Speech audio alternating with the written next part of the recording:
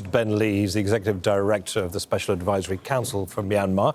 That's a group of independent experts advocating to uphold human rights in Myanmar. He joins us from Sydney. A very warm welcome to you, Ben.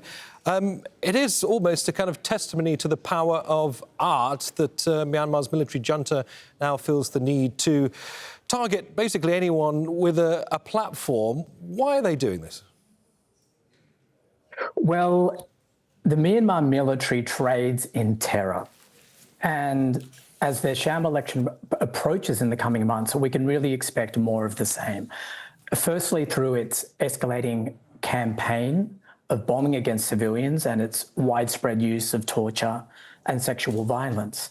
But also, yes, through its political repression, through its use of coercion, fake laws and political imprisonment to strangle dissent.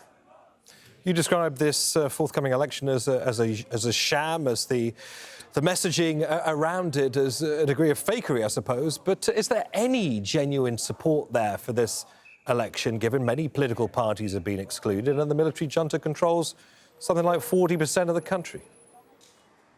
That's exactly it. You raised the point yourself. It's going to be a completely sham election. The first reason being that the junta itself is an entirely illegitimate organisation. It has no political or legal mandate, and it's opposed by the overwhelming majority of the Myanmar people.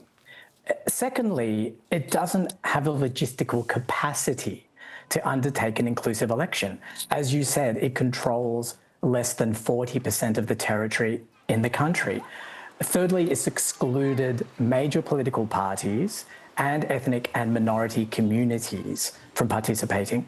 So in no way can it be free or fair. And finally, a number of junta candidates have been directly implicated in atrocity crimes. So it defies logic that these elections could in any way be credible. What they will deliver is more suffering and more bloodshed to the Myanmar people. If there's so much cynicism around these elections, then why is the military junta deciding to go ahead with them? What purpose do they serve? They're desperate for legitimacy. They're desperate for legitimacy, and that is why ASEAN and Myanmar's neighbours and the international community must deny them that legitimacy. They should outright reject the election and its outcome, but they also need to get behind the legitimate democratic movement in Myanmar, which is building an inclusive, genuine federal democracy from the ground up.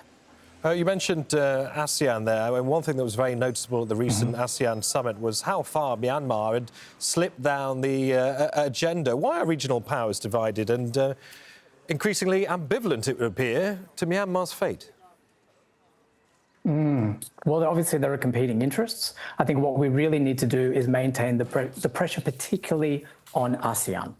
And what we really needed to do here is to step forward and say, not only do we not support this election, but we will reject its outcome, and we will refuse to send any of our observers, any of our member states to observe it.